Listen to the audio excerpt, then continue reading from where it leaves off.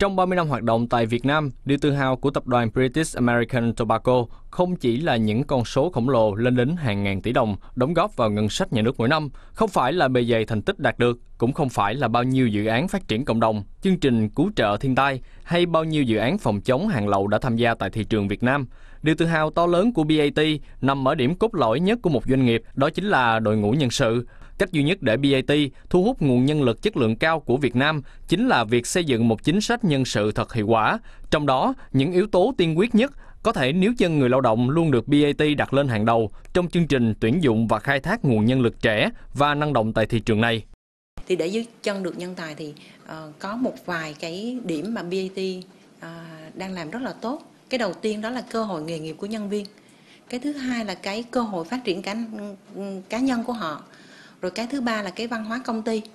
Và cái thứ tư là cái phong cách lãnh đạo.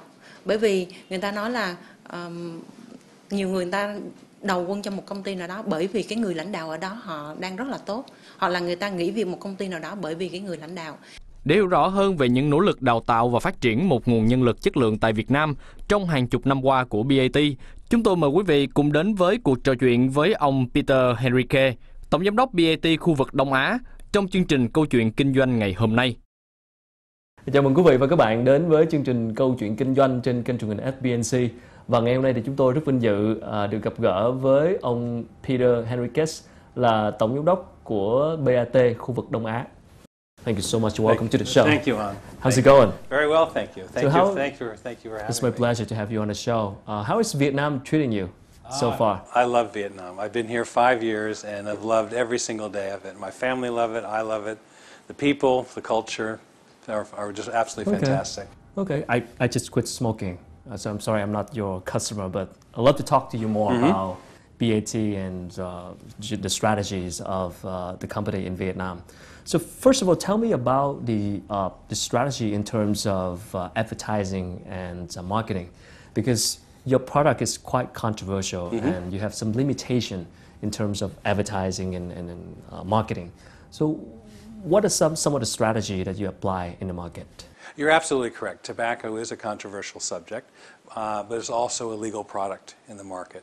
So the first thing BAT applies when we go into a market is we understand the laws and the regulations, and we apply that to our marketing and go-to-market strategy. So everything we do is in compliance with Vietnamese law from that aspect, and we're very clear on that. And there's absolutely no chance that we will stray away from that, because that's the tenet we work around the world. BAT is in 180 countries around the world, and we apply the laws of those countries everywhere we go to how we go to market.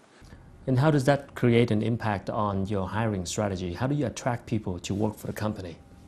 It's a great question, because in Vietnam, because of the economic growth that Vietnam has experienced over the last 10 plus years, the talent pool is quite stretched in the sense that there are more jobs than there are people available at the professional level. So we are in a talent hunt for the best talent we can possibly get.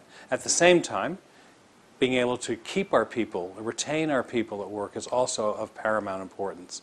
So what we've had to do is adapt our strategy of how we attract talent and how we keep talent and evolve with the times. And simplistically, I think that for me the easiest way to describe it is we have to look at what we've done in the past, get rid of what we've done in the past, and adopt new process, because the world is changing tremendously as we speak. The level of communication and connectivity in the world is absolutely massive.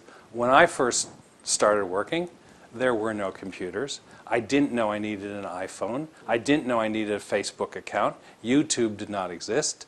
Today, all those are part and parcel of a person coming to work for BAT. And how did that process compare to the hiring processes in other markets that you were in charge of? It's similar. Each market is different. I mean, I look after the Philippines, I look after Cambodia, I look after Vietnam. Those are the three principal ones. And how we hire really depends on the environment we're in. So you take very connected societies of Philippines, Vietnam, Cambodia less so connected, but catching up very, very quickly. And also you look at the age group that you're trying to recruit from, and they're very similar. because a 20-something Filipino is talking to a 20-something Vietnamese and 20-something Cambodian on the internet via Facebook accounts. So they're very connected. They're seeing the same videos. They're seeing the same news feeds from around the world, being influenced from Korea, being influenced from the UK, being influenced from the US. So how we talk to them is fairly similar. So we're able to approach each of the markets using some cookie cutter approach, but also adapting the other aspects to take advantage of our understanding of the culture. Sure. Specifically, what do you look for in a candidate? First thing is a brain. You don't hire people just because you can hire people. You hire people who can contribute to your success and your growth in the market. And the key thing for me is, can the person think? Can the person add value in the process? So we're looking for someone who, in the future, could be the general manager of the company, could do my job, could do the finance director jobs, could do the marketing director's job. Someone who can grow and contribute to the business. But sometimes talent is one thing, but the culture fit is another thing that could make a candidate would be appropriate for a company. So what would be a culture of BAT? BAT is a multinational, as I said before. We are in 180 countries. But we're not just a British company. We're a company of 180 cultures. So we are, in my view, a mini United Nations. You look at the people here in Vietnam, 95% of the Vietnamese employees, 95% of the employees are Vietnamese. The other 5% make up different nationalities. We have Australian, we have British, we have Brazilian, we have Pakistani. So that value of bringing the BAT culture in, which is a culture that there is a role for foreigners and locals to work together and learn from each other. Foreigners bring in the experiences and wisdom they've gained not only in their own market, but maybe the other markets they've worked in as well. The Vietnamese can educate the foreigners on how to operate in Vietnam. So when that foreigner goes, or the Vietnamese goes offshore, they can take that combined learning and apply it to their next assignment. So what do you think make people stay with your company? I think it's the opportunity that BAT offers. Someone coming in at a management trainee level is given very good training over a 12-month period. They're given exposure to different departments to work in and that they've come in, whether it's finance or marketing or operations or HR. That in turn goes into the environment. There's an expression in BAT is people join people.